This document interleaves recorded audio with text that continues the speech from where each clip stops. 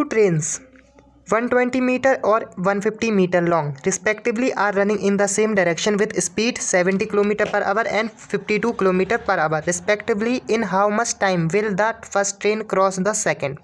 मतलब एक ट्रेन जो कि 120 और दूसरी ट्रेन 150 मीटर लंबी है, ये एक ही दिशा में चल रहे हैं और एक की स्पीड 70 किलोमीटर है, दूसरे की 52 किलोमीटर। तो वो पहली ट्रेन दूसरी ट्रेन को कितने वक्त में क्रॉस करेगी? तो जब एक ट्रेन दूसरी ट्रेन को क्रॉस करती है तो सबसे पहले तो वो दूरी तय करेगी किसकी?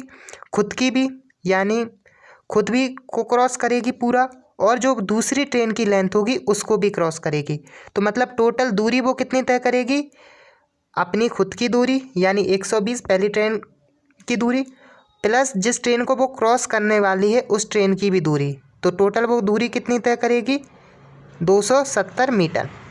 ठीक है, तो टोटल डिस्टेंस ये हमारा हो गया जो कि पहली ट्रेन को कवर करना होगा। पहले तो खुद की दूरी को भी, यानी एक ट्रेन दूसरी ट्रेन को क्रॉस तब कर पाती है जब वो पूरी तरीके से, यानी उसका जो लास्ट डिब्बा है वो उसको क्रॉस कर दे। इस तरीके से ये मान लीजिए यहाँ पे लास्ट डिब्बा होगा पहली ट्रेन का और ये दूसरी ट्रेन का पहला यानी इंजन होगा। तो यहाँ पर इस तरह की कंडीशन में आए, इस तरह की कंडीशन में तब आ पाएगी जब ये लास्ट वाला डिब्बा अपने आप को कवर कर ले और इस ट्रेन को भी।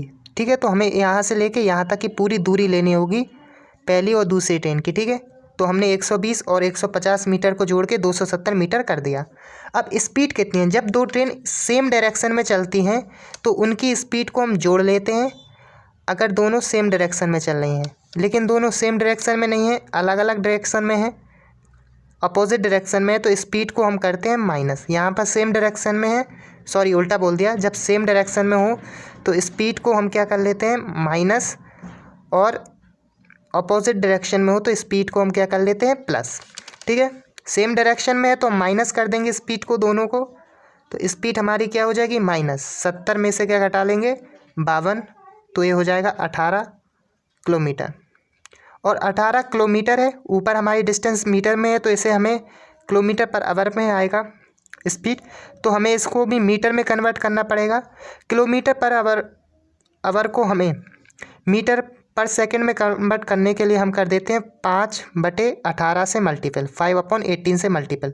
तो यहाँ 18 से 18 कट जाएगा तो ये हो जाएगा 5 मीटर पर सेकंड। ठीक है, अब यहाँ पर टाइम का हमें जो फॉर्मूला बनता है वो हमें पता है, होता है डिस्टेंस अपॉन स्पीड। तो यहाँ पे हम जो डिस्टेंस है 270 मीटर और यहाँ पर जो स्पीड है 5। अब देखिए यहाँ पे मीटर पर सेकंड है, इसलिए जो डिस्टेंस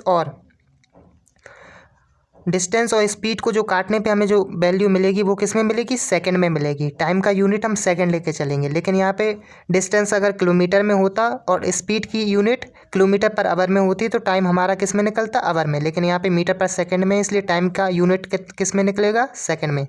270 को 5 से काटेंगे तो हमारा बचेगा 54 यूनिट आ जाएगा सेकंड में। तो ऑप्शन नंबर डी हमारा सही होगा।